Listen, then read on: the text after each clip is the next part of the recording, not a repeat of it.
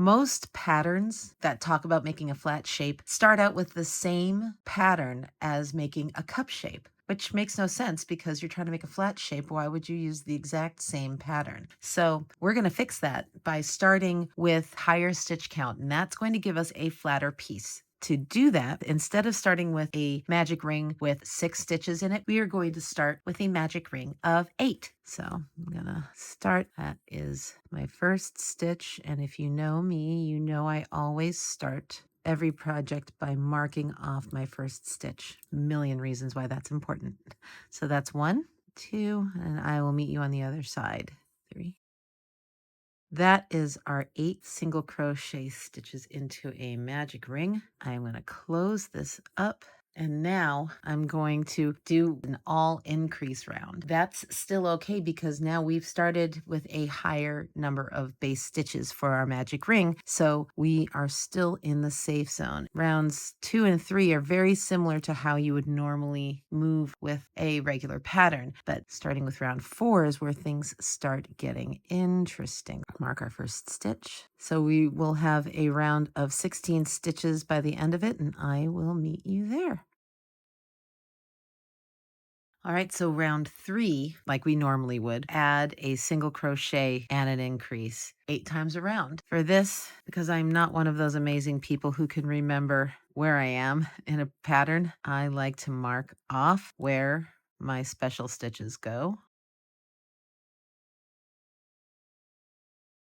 We have now reached the magical point of round 4. We are going to continue the same pattern as round 3, which is a single crochet and an increase stitch. And that is going to add a significant amount more stitches than if we had just done a 2 single crochet increase, which is what the cup pattern would normally go to, but we're going to stay flat. We're doing perfectly well with the flat shape right now. Let's continue down that road, and I will meet you at the end of round 4.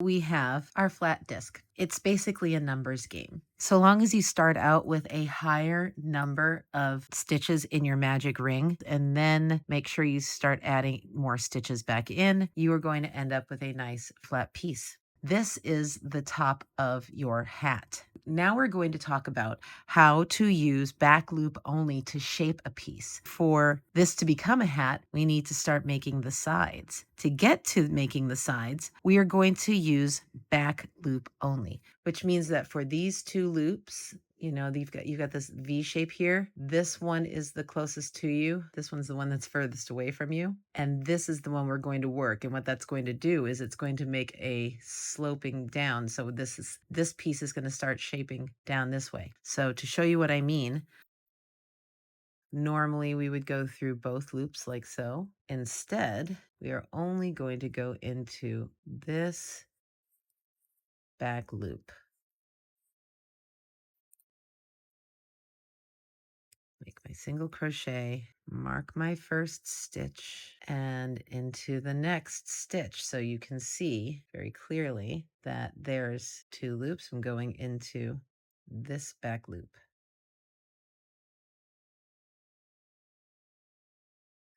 And I'm going to show you one more, and then I will see you at the end of the round.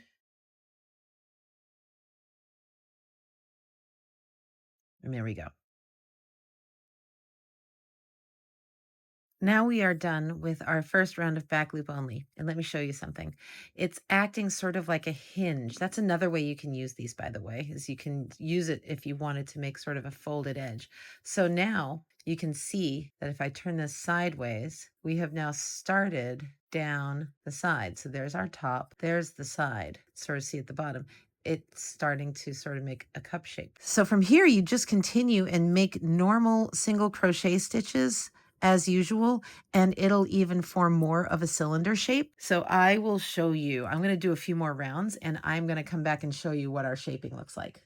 I've just completed round 7 and look, you see how that back loop only created the edge of the hat. So we're going to now work on a color change, and this is going to be a smoother color change than you're used to. When you're working in the round, you usually get a big step down to your color change. This way gives us a bit of a smoother color change so that it's not quite as visible on the finished piece. So what I'm doing now is I am finding this last stitch of the last round, which is round 7 for this pattern. I am going into, see these 2 loops right here? That's where, you know, normally we would work from this loop, get our hook underneath these 2 loops, which are the base of the stitch.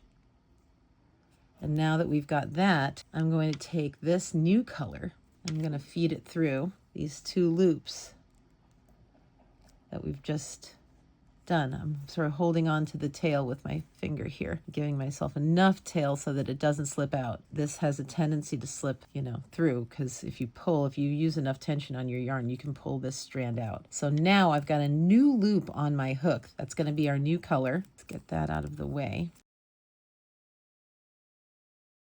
And I'm going to take this stitch marker out. I'm going to keep it on standby because you know that I like to use it to mark the first stitch, but we're going to do something a little bit different here. So to start this next round, I'm actually going to put my hook through the back loop only. You know, we just did the back loop to get that edge before, but now we're using it to start our color change. So my first stitch of the next round is going to be back loop only. When we come back around, when we finish this round and we're going to the next round, we're actually going to work this front loop of that same stitch. So what I'm going to do for this round is mark this front loop. So now I know where my hook is going to go into at the beginning of the next round.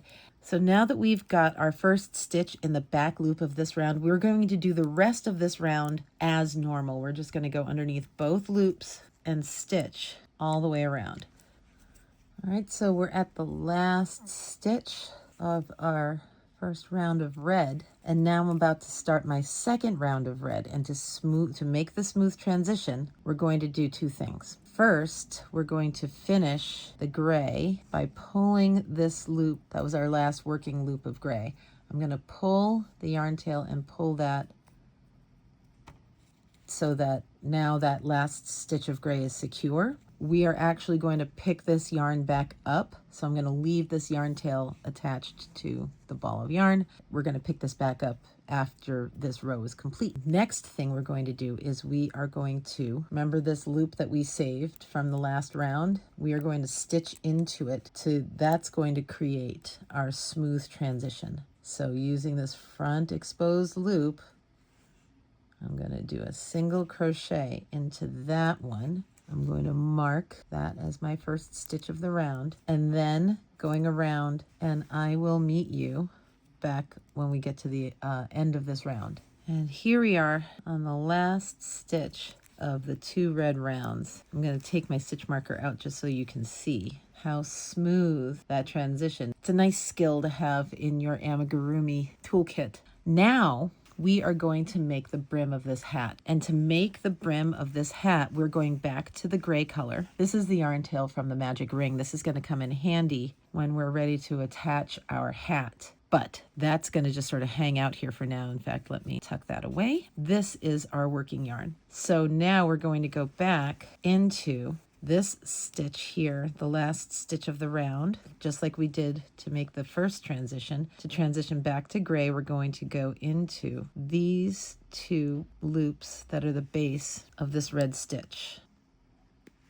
There we go. The working loop of red is still hanging out here. And now I'm going to pick up our gray working yarn, and I'm going to yarn over and pull that through. And now our gray is ready to work with. We're going to make the brim of the hat, and to make the brim stick out the way we want it to, we are now going to do the opposite of what we did to make the crown of the hat. We are going to work the front loops only so that our brim comes out this way. So again, looking at our stitches, we've got these V's, and we've been working the back loops to make the crown. We're going to use these front loops, this front loop. Front loop only. We're not going through the whole stitch. We're just going through this front loop. As always. Because we're making this flat brim, we're going back into flat disc mode, which means we want more stitches to make the piece sit flat. So there's our first stitch of the round, but let me mark off the rest of the stitches of the round. To make the brim sit flat, we are going to be making a very increase heavy round. So we're going to be working the front loops only on this round to make the brim come out flat. But also, so that the brim doesn't cup, we are going to use a lot of increases. So we're going to do this around, and I am going to mark everything, and then I'm going to come back and show you the front loop only technique. All right, I'm going to mark the last two. We've gone 2, skip 2. Now we got 2. I'm going to skip this one, which is going to be a single crochet, and we're going to mark these last 2. And now we are ready to continue our round. We already started our first front loop only increase. Let's get this red out of the way. We're going to trim that in a minute. So let's get our first marker out of the way. So now we are ready to do our front loop only increase round. I'm going to take out this marker because I know I'm doing an increase. Let me get my working yarn. Okay, great. So now I'm going to front loop only complete this increase. And now I'm going to take this marker that's telling me that this next stitch is an increase, and front loop only, increase stitch.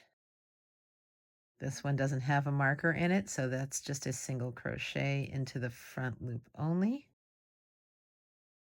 And I'm going to continue around the piece. And I will meet you when we reach the end of this round.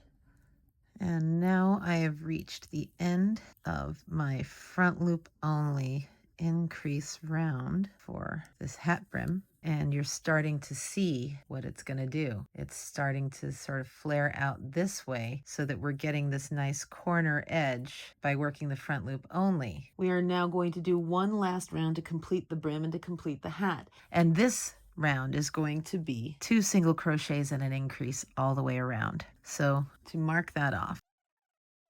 And so this is going to be another increase heavy round, not quite as heavy as the one we just did.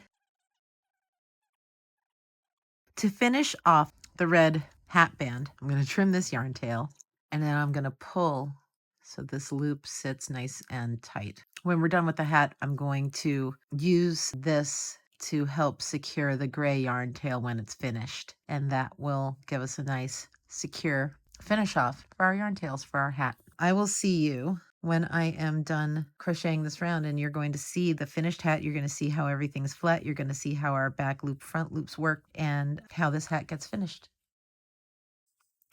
And that is the end of our hat. So now you can see I'm going to make a slip stitch into this first stitch.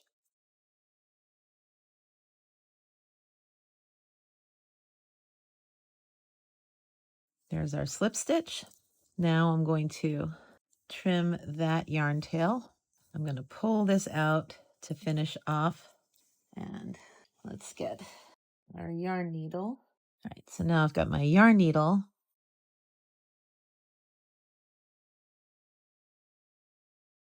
And I'm going to do an invisible finish off, which is to count 1, 2 stitches from where we just ended.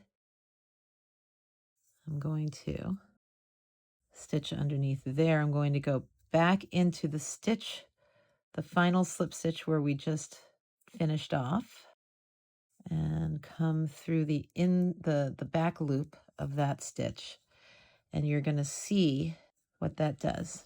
If I pull, it makes what looks like another stitch, and it gives you a bit of a smooth edge. You can see that it does lay flat. So now I'm going to take this yarn tail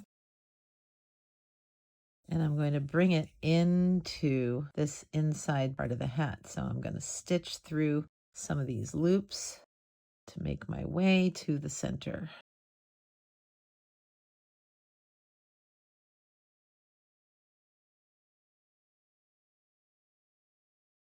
And now that I've gotten to the center, I'm going to tie these yarn tails together to secure them.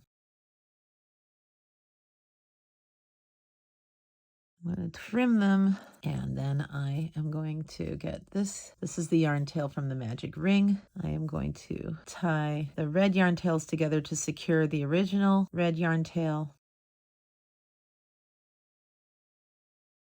I am going to pull these yarn tails, weave these yarn tails in a little bit. I'm literally going to just tuck them into one of the stitches to hide them inside, and then I'm going to trim them because they're going to be sitting inside the hat. You're not going to notice the yarn tails because we're going to attach the hat.